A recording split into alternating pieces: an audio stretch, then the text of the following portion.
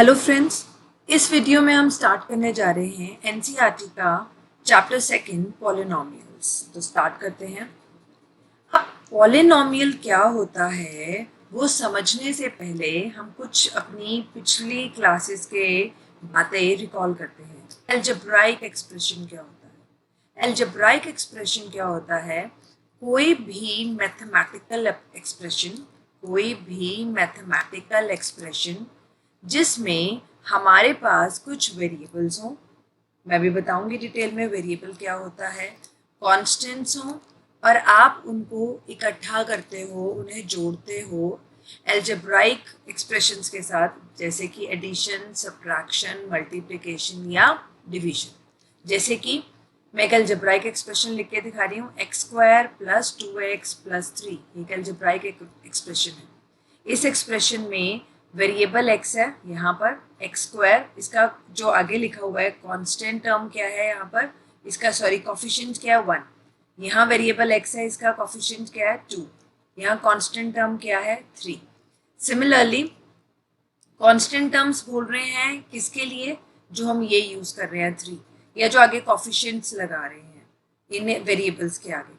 और आपके पास एक ही अलजेब्रिक एक्सप्रेशन में एक से ज़्यादा वेरिएबल्स भी हो सकते हैं, जैसे कि x² + y² + 2xy + 4। यहाँ हमारे पास दो वेरिएबल्स हैं x और y।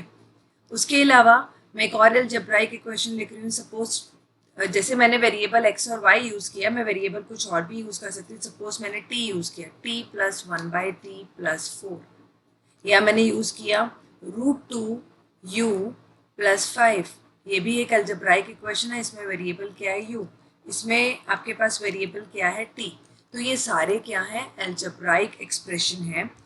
अब मैंने इसमें दो वर्ड्स यूज़ किए, एक वेरिएबल एक कांस्टेंट। जैसे अगर मैं पहले की बात करूँ, यहाँ वेरिएबल है x और आपके पास ये जो टर्म्स हैं 3, 2 और 1, ये कांस्टेंट टर्म्स हैं। सिमिलरली यहाँ पर वेरिएबल्स हैं x और y, और यहाँ पर जो टर्म्स हैं जो इसके आगे, जैसे इसका कोफिशिएंट है 1, इसका 1, इसका 2, इसका 4, ये हमारे पास क्या है, कांस्टेंट टर्म। तो अगर मैं अगर किसी सिंपल अलजेब्रिक एक्सप्रेशन की बात करूँ, सपोज 2x या -5y, और उसको मैं जनरलाइज करके लिखूँ ax, तो मैं कहना ये चाह रही हूँ कि जब हम वेरिएबल के नाम रखते हैं तो हम अल्फ़ाबेट्स यूज़ करते हैं x, y, z टाइप के, और जब मैं कॉन्स्टेंट्स को नाम दूंगी कुछ, तो मैं उनके नाम रख देती हूँ ABC। दोनों में फ़र्क क्या है, अगर हम उनको लेटर्स से भी डिनोट कर रहे हैं, अल्फ़ाबेट से डिनोट कर रहे हैं, तो जो वेरिएबल है किसी भी प्रॉब्लम में वो वेरी करता है, वो चेंज हो सकता है। लेकिन एक प्रॉब्लम में, जो भी आपकी प्रॉब्लम में कांस्टेंट चल रहा है, वो बदलता नहीं है। तो वेरिएबल और कांस्टेंट को कई बार हम दोनों को अल्फ़ाबेट से डिनोट करते हैं। वेरिएबल को तो अल्फ़ाबेट से ही करते हैं नॉर्मली, x या y, या जैसे मैंने यहाँ पर t से किया या u से, इनसे डिनोट किया जाता है। तो थ्रू आउट क्वेश्चन इनकी वैल्यूज वेरी कर सकती हैं, लेकिन जो कांस्टेंट टर्म है, अगर आप उसे किसी अल्फ़ाबेट से शो भी कर रहे हो, उसकी वैल्यू एक प्रॉब्लम में सेम रहती है। अब हम आ जाते हैं पॉलिनॉमियल। मैंने ये कई अलजेब्राइक एक्सप्रेशन लिखे। पॉलिनॉमियल क्या है, एक्चुअली में एक अलजेब्राइक एक्सप्रेशन ही है, मतलब पर्टिकुलर टाइप के अलजेब्राइक एक्सप्रेशन को हम पॉलिनॉमियल्स कहते हैं। बस उसमें खास बात क्या होनी चाहिए कि जो आपके पास पावर आ रही है वेरिएबल की, वो हमेशा क्या होनी चाहिए, होल नंबर। जैसे कि मैंने पहला एग्जाम्पल लिखा x² + 2x + 3, यहाँ x की पावर 2, यहाँ x की पावर 1 और यहाँ x है ही नहीं, तो यानी इन टोटल x है ही नहीं का मतलब है x की पावर यहाँ 0 है। तो यहाँ पर हर जगह जो भी वेरिएबल इन्वॉल्व है उसकी पावर क्या है, एक होल नंबर है, तो ये एक पॉलिनॉमियल है। ऐसे ही मैंने नेक्स्ट लिखा x² + y² + 2xy + 4, यहाँ वेरिएबल x की पावर कितनी है 2, यहाँ वेरिएबल y की पावर 2, यहाँ x और y दोनों की पावर 1 1, और यहाँ दोनों ही नहीं है, मतलब दोनों 0 पावर्स के साथ हैं, हम ये कह सकते हैं। तो यानी हर जगह इनकी पावर क्या है, होल नंबर, तो ये भी एक पॉलिनॉमियल है। लेकिन अगर जो मैंने थर्ड एग्जाम्पल लिखा, मैं उसको देखूँ, यहाँ पर अगर मैं इसको ठीक करके लिखूँ तो मैं इसको ऐसे लिख सकती हूँ t + t की पावर -1 + 4। तो यहाँ t की पावर 1, लेकिन यहाँ पर t की पावर -1, जो कि एक होल नंबर नहीं है, तो ये एक पॉलिनॉमियल नहीं है। तो फर्स्ट और सेकंड पॉलिनोमियल थी और थर्ड पॉलिनोमियल नहीं है जो मैंने एग्जांपल्स लिखे। नेक्स्ट है √2u + 5। अब यहाँ पर u वेरिएबल है और उसकी पावर 1 है, ये उसका कोफिशिएंट है। तो जो हम आगे लिखते हैं किसी भी वेरिएबल के, वो उसका कोफिशिएंट कहलाता है। तो यहाँ u की पावर 1 है, एक होल नंबर है, और यहाँ नहीं है तो पावर 0 है, तो दोनों जगह होल नंबर है, तो ये भी एक पॉलिनोमियल है। तो जो मैंने ऊपर 4 एग्जाम्पल्स लिखे थे, पहला भी पॉलिनोमियल, दूसरा भी, थर्ड पॉलिनोमियल नहीं निकला, और फोर्थ है पॉलिनोमियल। यानी पॉलिनोमियल क्या होते हैं? वो अलजेब्राइक एक्सप्रेशंस जिनमें वेरिएबल की पावर क्या होती है? Whole number. अब हमने पॉलिनोमियल नहीं, हमने सिर्फ पॉलिनोमियल इन वन वेरिएबल पढ़ना है। जो पॉलिनोमियल हैं आगे वाले ज़्यादा वेरिएबल्स में, वो हम अपनी हायर स्टडीज़ में पढ़ेंगे। जैसे कि ये है x² + y² + 2xy + 4। अब यहाँ 2 वेरिएबल्स हैं, तो हमने ये नहीं पढ़ना यहाँ पर। अभी के लिए सिर्फ हम क्या पढ़ेंगे? पॉलिनोमियल इन वन वेरिएबल, जैसे कि x² + 2x + 3 मैंने लिखा, या आप और भी लिख सकते हो y + 3 एंड सो ऑन। तो पॉलिनोमियल इन वन वेरिएबल क्या होता है? एक ऐसी अलजेब्राइक इक्वेशन, ये पॉलिनोमियल इन वन वेरिएबल नहीं है, ये पॉलिनोमियल है इन 2 वेरिएबल्स। तो ये हमने अभी नहीं पढ़ना। पॉलिनोमियल इन वन वेरिएबल, एक तो जो भी वेरिएबल इन्वॉल्व है उसकी पावर कितनी हो? Whole number. दूसरा, एक एक्सप्रेशन में एक ही वेरिएबल इन्वॉल्व हो। आप x में भी हो सकती है पॉलिनोमियल, y में, u में, t में एंड सो ऑन। उसके बाद कांस्टेंट पॉलिनोमियल्स क्या होती हैं? कांस्टेंट पॉलिनोमियल्स होती हैं, सपोज मैं लिखूं -2 या 3, या मैं लिखूं 5, या मैं लिखूं हाफ, ये सारे पॉलिनोमियल्स हैं। कैसे? मैं यहाँ लिख सकती हूँ -2, सपोज मैं इसको x में पॉलिनोमियल ले रही हूँ, x की पावर 0, या मैं y में लिख रही हूँ तो साथ में y की पावर 0, मैं u में लिख रही हूँ तो u की पावर 0, t में लिख रही हूँ तो t की पावर 0। तो आप इन सबको भी क्या डील कर सकते हो? Polynomials. -2, 3, 5, half and so on, ये कहलाते हैं कांस्टेंट पॉलिनोमियल्स। अब अगर 0 मैं यूज करूं, 0 क्या है? एक कांस्टेंट पॉलिनोमियल है, जैसे कि मैंने ऊपर डिफाइन किया, लेकिन ये पर्टिकुलर टाइप का कांस्टेंट पॉलिनोमियल है, यानी यहाँ नंबर क्या यूज हो रहा है? 0। तो इसे क्या कह दिया जाता है? इन पर्टिकुलर 0 पॉलिनोमियल। तो 0 पॉलिनोमियल कोई आपसे पूछे तो आप क्या बोलोगे? ये वाला कांस्टेंट पॉलिनोमियल है, तो ये कांस्टेंट पॉलिनोमियल इन्हीं की तरह, लेकिन यहाँ पर नंबर सिर्फ क्या है? 0, यानी 0x0 समझ लो आप। तो जो 0 है इसको क्या कहा जाता है? Constant polynomial. और अगर इसमें सिर्फ नंबर 0 ही है तो ये क्या हो गया? 0 पॉलिनोमियल। यानी 0 पॉलिनोमियल कांस्टेंट पॉलिनोमियल ही है, उसका एक पर्टिकुलर एग्जाम्पल है। अब जो आप पॉलिनोमियल हमने बात करी है, हम किसी भी पॉलिनोमियल को px से डिनोट कर सकते हो। अगर आप वेरिएबल x यूज कर रहे हो, y यूज कर रहे हो तो py से एंड सो ऑन। अब जो इसमें नंबर ऑफ टर्म्स होती हैं, जैसे कि अगर मैं एक पॉलिनोमियल लिखूं px x³ - 3x² + 5, तो पॉलिनोमियल में जो नंबर ऑफ टर्म्स होती हैं वो हमेशा क्या होती हैं? फाइनाइट, और हो कितनी भी सकती हैं, कोई रिस्ट्रिक्शन नहीं है। सपोज मैं एक बड़ी पॉलिनोमियल लिख के कहती, सपोज मैंने लिखा x की पावर 100 - 4x की पावर 98 + हाफ x की power 94 plus and so on. तो ये एक बड़ी पॉलिनोमियल है, लेकिन इसमें जो नंबर ऑफ टर्म्स हैं, मुझे लास्ट टर्म पता होगी, सपोज लास्ट टर्म 2 है, तो इसमें जो नंबर ऑफ टर्म्स हैं वो क्या होंगी? फाइनाइट। अब नंबर ऑफ टर्म्स के बेसिस पर भी हम पॉलिनोमियल्स को डिवाइड कर सकते हैं। अगर आपके पास सिर्फ एक ही टर्म है पॉलिनोमियल में, तो उसे कहा जाता है monomials. Polynomials having only one term, suppose मैंने पॉलिनोमियल लिखा -5x, तो ये एक मोनोमियल है। उसके अलावा या मैं लिखूं सपोज u³, मैंने एक ही टर्म ली है u³, या मैं लिखूं -½ t5, या मैं लिखूं सपोज √2y की पावर 4। तो सिर्फ एक ही टर्म है। ये चारों एग्जाम्पल्स हैं मोनोमियल्स के। सिमिलरली अगर आपकी पॉलिनोमियल में 2 टर्म्स हैं तो उसे कहा जाता है बाइनोमियल। मोनो मीन्स 1, तो अगर एक टर्म है तो मोनोमियल। बाइनोमियल, बाय मीन्स 2, तो बाइनोमियल जिसमें 2 टर्म्स हैं। सपोज मैं लिखूं 2x + 4, उसके अलावा सपोज मैं लिखूँ u5 -3, तो ये मेरे पास एग्जाम्पल्स हैं बाइनोमियल्स के। इसी तरह आप कई एग्जाम्पल्स लिख सकते हो, t-½ ये भी एक बाइनोमियल है। सिमिलरली पॉलिनोमियल्स हैविंग 3 टर्म्स, जिनमें 3 टर्म्स हैं, तो 3 मीन्स ट्राई, उन्हें कहा जाता है ट्राइनोमियल्स। जैसे कि सपोज मैं लिखूँ x³ + x - 1, या मैं लिखूँ t⁴ + t² + 5, तो आपके पास सिर्फ अगर 3 टर्म्स हैं तो वो ट्राइनोमियल्स होंगे। और ज़रूरी नहीं है सारी पावर्स होनी चाहिए, वो आपको एग्जाम्पल से ही नजर आ रहा होगा, 3 टर्म्स होनी चाहिए कोई भी, तो उसे क्या कहा जाएगा, ट्राइनोमियल्स।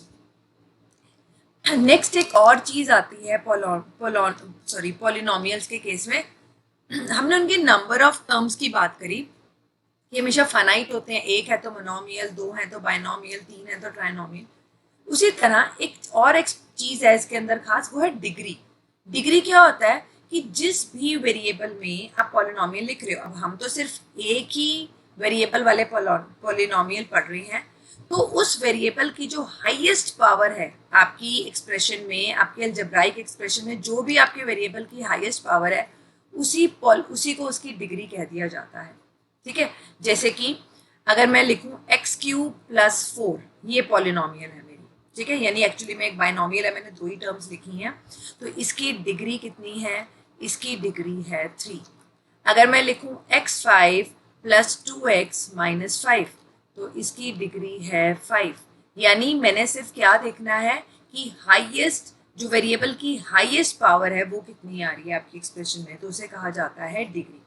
और उसके बाद एक खास बात है नोट करने वाली कि जो नॉन जीरो मतलब जीरो ना हो, कांस्टेंट पॉलिनोमियल, अभी हमने देखा था -2, 3, 5, ये सारे कांस्टेंट पॉलिनोमियल्स हैं और जीरो पॉलिनोमियल इसकी एक टाइप था। लेकिन यहाँ वो कह रहे हैं कि आपने जीरो नहीं लेना, नॉन जीरो की बात कर रहे हैं, यानी इनमें से कुछ भी हो सकता है। इसकी डिग्री कितनी कहेंगे? अब जो इसमें वेरिएबल है, मैंने कहा था वो दिखता नहीं, तो हम उसको सपोज कर सकते हैं वो पावर जीरो के साथ इन्वॉल्व है, तो इसमें इसकी पावर जीरो आ रही है वेरिएबल की, तो इसकी डिग्री कितनी कहलाएगी? जीरो। तो डिग्री ऑफ अ पॉलिनोमियल क्या होता है कि जो भी पॉलिनोमियल लिख रहे हो, उसमें जो भी वेरिएबल है उसकी सबसे बड़ी पावर कितनी है, उसकी जो भी पावर है वो उसकी डिग्री बन जाता है। और अगर मैं कांस्टेंट पॉलिनोमियल की बात करूं तो उसकी डिग्री क्या होती है? जीरो। अब जैसे हमने नंबर ऑफ टर्म्स से पॉलिनोमियल्स को अलग अलग फॉर्म में समझा था, उसी तरह डिग्री के हिसाब से भी हम अलग अलग तरह से समझ सकते हैं। सबसे पहले अ पॉलिनोमियल ऑफ डिग्री 1, जिस पॉलिनोमियल की डिग्री 1 होती है उसे कहा जाता है लीनियर पॉलिनोमियल। जैसे कि अगर मैं एग्जांपल लिखूं, सपोज y - 2, ये एक पॉलिनोमियल है लीनियर, क्योंकि इसकी डिग्री कितनी है? 1। या मैं लिखूं आपके पास सपोज x, खाली x, या अगर मैं आगे कांस्टेंट टर्म लगाऊं x + √2, तो ये एक लीनियर पॉलिनोमियल है। यानी आपको देख के ही पता चल रहा है कि इसमें कैसी टर्म्स होंगी, एक 1 पावर वाली और दूसरी कांस्टेंट टर्म हो सकती हैं। तो और ये भी हो सकता है कि कांस्टेंट टर्म ना हो, सपोज सिर्फ t, ये तीनों लीनियर पॉलिनोमियल्स के एग्जांपल्स हैं।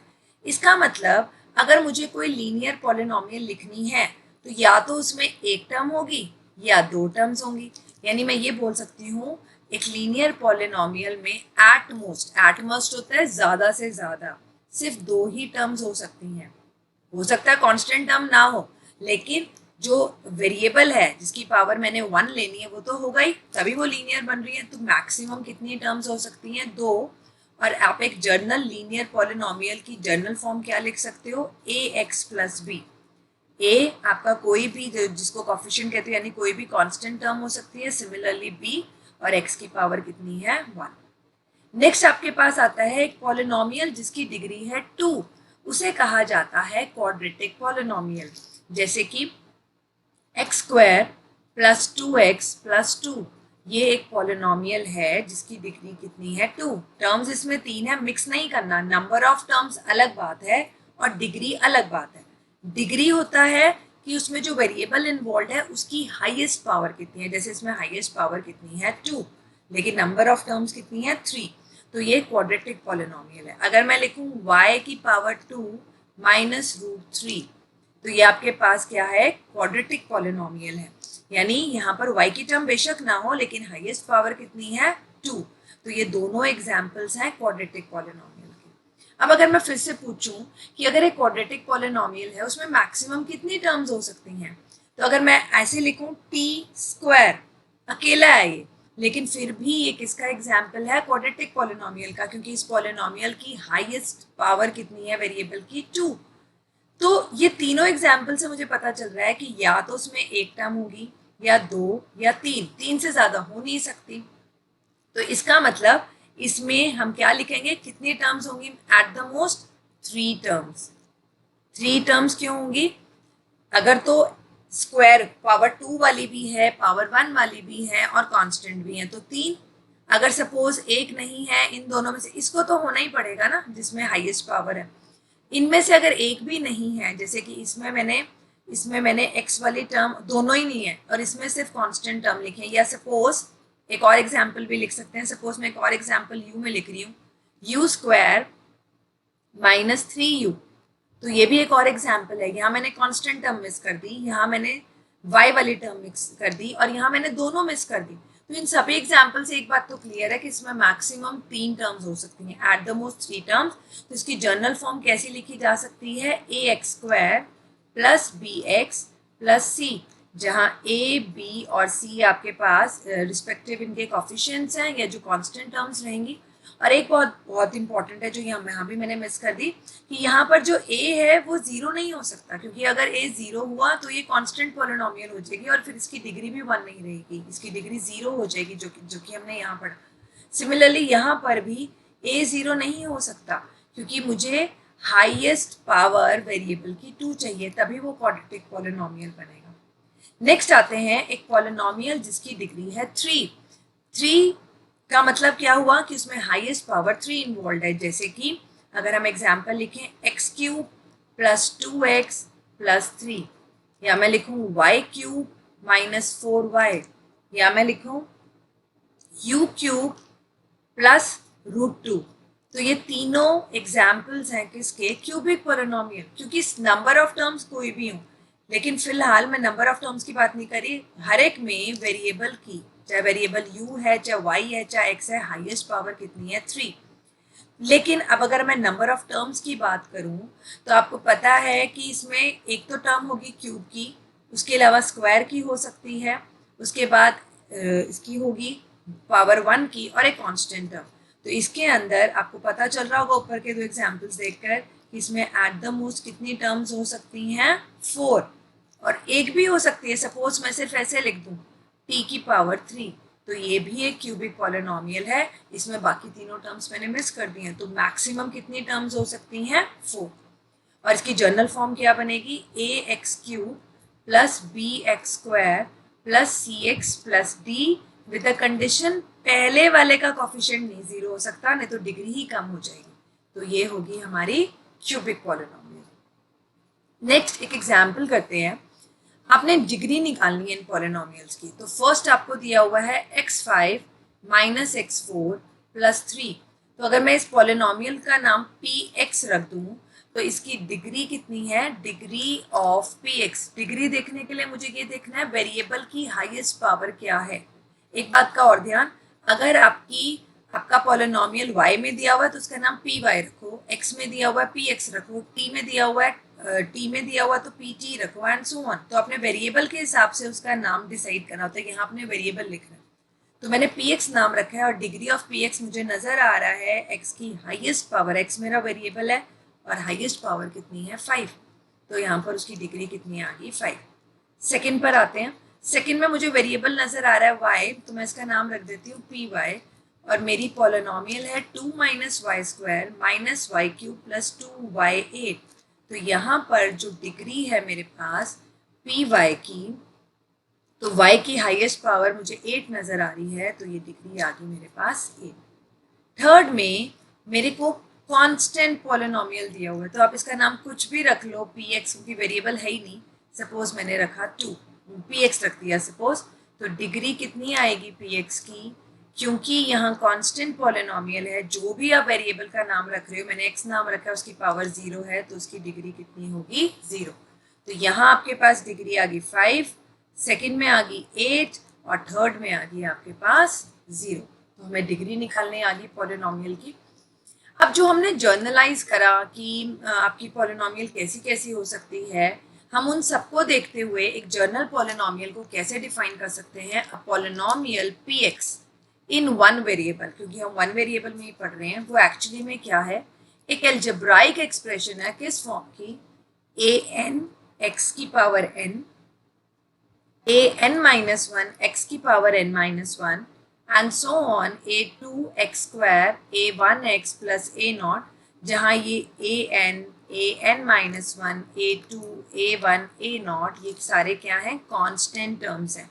इन्हें क्या बोला जाता है, जैसे सपोज मैं an की बात करूं तो ये कॉफिशिएंट है x की पावर n का, ये कॉफिशिएंट है x की पावर n-1 का, और ये सभी क्या हैं, ये टर्म्स हैं पॉलिनोमियल्स की। जैसे सपोज अगर मैं एक पॉलिनोमियल लिखूं x की पावर 5 माइनस 4x की power 4 plus 3x cube plus half x square minus 9x plus 2, तो इस पॉलिनोमियल में सबसे पहली बात तो मैंने जो आपके पास हाईएस्ट पावर है, यहाँ जो हाईएस्ट पावर है वो n लिखा हुआ है और an को लिखा है वो नॉन जीरो, यानी इस पॉलिनोमियल की डिग्री उन्होंने क्या लिखी हुई है, n, और जो मैंने पॉलिनोमियल लिखी उसकी डिग्री कितनी है, 5। x5 का कॉफिशिएंट कितना है, 1, x की पावर 4 का कॉफिशिएंट है -4, x की पावर 3 का कॉफिशिएंट है +3, x की पावर 2 का कॉफिशिएंट है हाफ, x की पावर 1 का कॉफिशिएंट है -9 और कांस्टेंट टर्म आपके पास क्या है, 2। तो हम इन जनरल एक n डिग्री पॉलिनोमियल को ऐसे लिख सकते हैं। नेक्स्ट आपके पास वैल्यू निकालने के लिए है पॉलिनोमियल्स की एट द इंडिकेटेड वैल्यू। आप ये भी निकाल सकते हो, कैसे, आपको एक पॉलिनोमियल दी है px is equal to 5x square minus 3x plus 7। यहाँ x एक वेरिएबल है, मैंने बताया था कि कांस्टेंट थ्रू आउट चेंज नहीं होता, जैसे कि यहाँ 5 -3 और 7 यानी इनके कॉफिशिएंट्स और ये लास्ट टर्म, ये तो कांस्टेंट्स हैं। लेकिन जो x है जिसमें पॉलिनोमियल लिखा जा रहा है उसे वेरिएबल कहते हैं और वो वेरी करता है। अब सपोज मैं आपको कह रही हूँ कि x एट 1 पर मुझे इसकी वैल्यू चाहिए, तो उसे कैसे लिखेंगे, p की वैल्यू एट 1, जहाँ जहाँ x है उसको हम 1 डाल देंगे, बस उसकी जगह 1 लिख देंगे। तो 5 1 का स्क्वायर आएगा 1, 3 इंटू 1 3 प्लस 7, ये हो जाएगा 5 इंटू 1 5 माइनस 3 प्लस 7, 5 माइनस 3 हो गया 2, 2 प्लस 7 और आपके पास आ गया 9, यानी देयरफॉर P1 की वैल्यू आई आपके पास 9, यानी अगर Px ये है तो P1 कितना आया आपके पास, 9। सिमिलरली नेक्स्ट आपको एक पॉलिनोमियल दी हुई है y में, तो आपको कैलकुलेट करना है 2 पर वैल्यू, y की वैल्यू 2 के लिए यानी P2 निकालना है। तो आप जहाँ जहाँ y है वहाँ पर क्या डाल दो, 2, 4 इंटू 2 प्लस रूट 11, तो ये हो जाएगा 3, 2 का क्यूब हो गया 2 2 ज़ार 4, 4 2 ज़ार 8 minus 4 into 2 plus root 11, 3 into 8 24 minus 8 plus root 11। Next, अब हमारे पास ये दोनों तो एक रैशनल है, ये एक इरैशनल है, तो हम इन दोनों को तो सॉल्व कर सकते हैं और इसको इसके साथ नहीं ऐड कर सकते। तो 24 माइनस 8 16 और प्लस रूट 11, तो ये हमारा आंसर है और ये आपके पास क्या है, P2। तो P2 हमारे पास कितना आ रहा है, 16 प्लस रूट 11। नेक्स्ट आपको pt दिया हुआ है, यानी पॉलिनोमियल t में दिया हुआ है और आपको t की वैल्यू a पर निकालना है। तो p की वैल्यू a पर क्या होगी, जहां जहां t दिया हुआ है जस्ट उसको a पुट करना है, 5a cube minus a square plus 6। अब ये जो भी आ रहा है आगे सॉल्व नहीं हो सकता, तो यही हमारा p ऑफ a है और यही हमारा आंसर है। नेक्स्ट, पॉलिनोमियल्स के लिए हम एक और चीज पढ़ते हैं। हमने ये तो देख लिया कि p ऑफ x अगर एक पॉलिनोमियल है तो x की एक पर्टिकुलर वैल्यू के लिए, जैसे हमने p1 या p4 कुछ भी निकाल सकते हो, उसकी वैल्यू कैसे निकालते हैं। अब एक नई चीज आ रही है, जीरो क्या होता है, जीरोज एक्चुअली में, क्योंकि एक से ज्यादा भी हो सकता है ये। जीरो ऑफ अ पॉलिनोमियल या जीरोज ऑफ अ पॉलिनोमियल क्या चीज है। A zero of a polynomial px is a number c such that p of c is equal to 0. या मैं आपको सिंपल लैंग्वेज में बोलूँ, वो नंबर जिसको जब मैं x की जगह पुट करूँ और पॉलिनोमियल की वैल्यू 0 आ जाए, उसको उसका 0 बोलते हैं. यानी जब आपके पास एक पॉलिनोमियल दिया हुआ है, इसमें x की क्या वैल्यू पुट की जाए कि पॉलिनोमियल की वैल्यू 0 बन जाए, ऐसी वैल्यू को कहा जाता है जीरो ऑफ अ पॉलिनोमियल. तो अब जैसे आप एग्जाम्पल से इसको समझते हैं, आपको एक पॉलिनोमियल दिया हुआ है x+2. मैं इसका नाम रख लेती हूँ px और ये मेरा पॉलिनोमियल है x+2. मुझे चेक करना है कि क्या वेदर -2 और 2 इसके जीरोस हैं या नहीं. तो कैसे चेक करूँ? पहले मैं x को डालती हूँ -2. तो जैसे ही मैंने x को डाला -2, ये आ गया 0. तो हम लिखेंगे -2, देयरफॉर -2 इज 0 ऑफ px, या जो भी आपकी पॉलिनोमियल दी हुई है px, और चाहे आप पॉलिनोमियल आगे लिख दो. अब हम चेक करते हैं p ऑफ 2 को.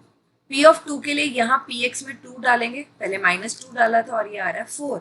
ये 0 नहीं है, तो अब क्या लिखोगे? Therefore 2 is not a 0 of px, और px है हमारे पास x+2. यानी इस पॉलिनोमियल की 0 -2 तो बन रही है और 2 नहीं बन रही. एक और पॉलिनोमियल है, यहाँ आपको उन्होंने आंसर दिए हैं और आपको चेक करना है कौन सा आंसर ठीक है. नेक्स्ट एक और पॉलिनोमियल दी है और आपको उसकी 0 निकालनी है. अब मेरे को आंसर यहाँ पहले गिवन था, मैंने सिर्फ पुट करके देखा. यहाँ मैंने क्या करना है, मेरे को वो नंबर चाहिए जो px को क्या बना दे? 0. तो 2x + 1 क्या बन जाए? 0. अगर मैं 1 को उस तरफ लेके जाऊंगी वो हो जाएगा -1, और 2 को उस तरफ लेके जाऊंगी क्योंकि मल्टीप्लाई में है, यहाँ आ गया डिवाइड. यानी अगर मैं x को डाल दूं -12, तो p ऑफ x 0 आ जाएगा. आप चेक करके देख सकते हो. आप यहाँ x को हाफ डाल के देखो, सॉरी -12, यहाँ 2, x को डाला -12 + 1, ये 2 से 2 कट जाएगा, क्या बचा? -1 + 1 और आ गया 0. तो हमें एक तरीका भी आ गया कि अगर आपको किसी पॉलिनोमियल की 0 निकाल के बतानी है, 0 मतलब वो नंबर बताना है जिस पर उसकी वैल्यू 0 होती है, तो आप पॉलिनोमियल को 0 कर दो, वहां से जो भी x की वैल्यू आ रही है वही आपके पॉलिनोमियल की 0 बन जाएगी. नेक्स्ट आपको क्वेश्चन में एक पॉलिनोमियल दी है px, x² - 2x. मैंने इसका नाम px रख लिया, उन्होंने नहीं रखा था नाम. आपको वेरीफाई करना है क्या 2 और 0 इसकी जीरोस हैं. जैसे पहले हमने इससे पहले जो एग्जांपल किया उसमें -2 और 2 को वेरीफाई किया था थर्ड एग्जांपल में. तो अब 2 और 0 को चेक करना है. तो सबसे पहले 2 को चेक करते हैं. 2 को पुट किया मैंने x की जगह, 2 का स्क्वायर -2 × 2, ये हो गया 4 - 4 आ गया 0. And therefore 2 is 0 of px, जो कि आपके पास क्या है? x² - 2x. नाउ हम किसको चेक कर रहे हैं? 0 को. तो p ऑफ 0 निकालते हैं. यहाँ मैंने x की जगह डाला 0 का स्क्वायर -2 × 0, और ये मेरे पास आ गया 0. तो p ऑफ 0 भी आपके पास 0 आ रहा है. Therefore 0 is 0 of px is equal to x² - 2x. यानी इस केस में 2 और 0 आप लिख सकते हो. Hence 2 and 0 both are zeros of px is equal to x² - 2x. मैं एक और बात बताती हूँ आपको. सपोज आपको वो देते ना और आपको जीरोस निकालनी पड़ती. अगर आपका क्वेश्चन इस वे से आता, तो ये आपकी px है, मैं आपको कह रही हूँ इसकी जीरोस निकालो. जैसे हमने पिछले 4th एग्जाम्पल में किया, आप इसको 0 डाल दो. किसको? px को. तो जब आप 0 डालोगे, इन दोनों एक्सप्रेशंस में आपके पास x आ रहा है, x कॉमन ले लिया, यहाँ से क्या बचा? -2. अब ये दोनों चीजें 0 आ रहा है, इनका प्रोडक्ट या तो x 0 होगा या x माइनस, तभी इनका प्रोडक्ट 0 आ रहा है. यहाँ से x 0 आ रहा है और यहाँ से 2 को उधर लेके जाओगे तो x 2 आ रहा है. तो 0 और 2 ही इसकी जीरोस आ रही है. तो यहाँ आपको उन्होंने वेरीफाई करने को दिया था. सपोज आपको 0 निकालनी होती, जैसे हमने 4th एग्जाम्पल में इसकी 0 निकाली. कैसे निकाली थी? px को 0 करके, और क्या आया था? -12. उसी तरह अगर इस एग्जाम्पल में भी आपसे जीरोस पूछते तो आपने जस्ट इसको 0 करना है. सिंप्लीफाई करना है, x की आपके पास दो वैल्यूज आ रही हैं 0 और 2, तो आप इस वे से भी इसको देख सकते थे। अब हमने ये सब जो पढ़ा, कुछ इंपॉर्टेंट ऑब्जर्वेशंस हैं जिनको रिवाइज कर लेते हैं हम। A zero of a polynomial need not be zero, यानी अभी हमने पॉलिनोमियल्स देखे, जैसे कि अभी लास्ट एग्जाम्पल किया, इसकी जीरोस क्या आ रही हैं, एक तो 2 आ रही है और एक 0 आ रही है। या हमने यहाँ की देखा, इसकी बन रही थी -2 0, या इसकी 0 बन रही थी -12। कहने का मतलब है कि किसी भी पॉलिनोमियल की जीरो हो ये जरूरी नहीं है। पॉलिनोमियल की जीरो कोई भी रियल नंबर हो सकता है। नेक्स्ट है जीरो में be a zero of a polynomial, जैसे कि हमारे लास्ट एग्जाम्पल में जीरो भी जीरो बन रहा था, तो जीरो भी बन सकती है, लेकिन जीरो के अलावा भी जीरो हो सकती है। यानी px किस जगह पर जीरो हो रहा है, वहां x कोई भी रियल नंबर हो सकता है और जीरो भी हो सकता है। नेक्स्ट, अगर आप कोई लीनियर पॉलिनोमियल ले रहे हो, हमने देखा था लीनियर पॉलिनोमियल इस तरह की होती है, तो जब आप किसी linear polynomial, for example 2x + 1, इसकी सिर्फ एक ही जीरो होगी, तो जब आप इसको सॉल्व करोगे x की एक ही वैल्यू आएगी, जैसे कि इस केस में ये, तो हमेशा लीनियर पॉलिनोमियल की एक ही जीरो होती है। और जो दूसरी पॉलिनोमियल्स होंगी ऑब्वियसली लीनियर से बड़ी, जिनकी लीनियर कौन होती है, जिसकी डिग्री 1 है, तो जो दूसरी पॉलिनोमियल्स हैं उनके पास मोर देन 1 जीरोस होती हैं।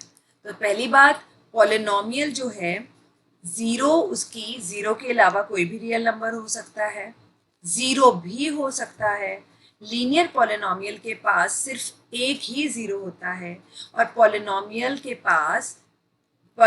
के पास एक से ज्यादा जीरो होती है। अगर तो वो लीनियर है सिर्फ एक, अदरवाइज एक से ज्यादा। और एक खास बात, हमने जब डिग्री स्टडी करी, डिग्री ऑफ अ पॉलिनोमियल, वहां हमने कांस्टेंट पॉलिनोमियल्स -2, 3, 5, ये मैंने कुछ एग्जांपल्स दिए थे, और मैंने कहा था कि इनमें वेरिएबल की पावर है नहीं, तो हम उसको जीरो सपोज कर लेते हैं, जो भी आप मान रहे हो इसको y, t, u। तो डिग्री जो है कांस्टेंट पॉलिनोमियल की जो डिग्री है उसको हम जीरो लेते हैं। यहाँ एक बात मैंने मेंशन करनी है, अगर जीरो पॉलिनोमियल हो, जीरो भी तो एक कांस्टेंट पॉलिनोमियल है, उसी का एक स्पेशल केस है। अगर जीरो पॉलिनोमियल आपके पास है तो उसकी डिग्री कितनी होगी? एक्चुअली में उसकी डिग्री नॉट डिफाइंड है, हम डिफाइन नहीं कर सकते। तो जीरो पॉलिनोमियल की डिग्री जीरो नहीं होती, कांस्टेंट पॉलिनोमियल्स की होती है। जीरो पॉलिनोमियल भी एक कांस्टेंट पॉलिनोमियल है, लेकिन उसकी डिग्री डिफाइंड नहीं होती, ये बात आपने याद रखनी है।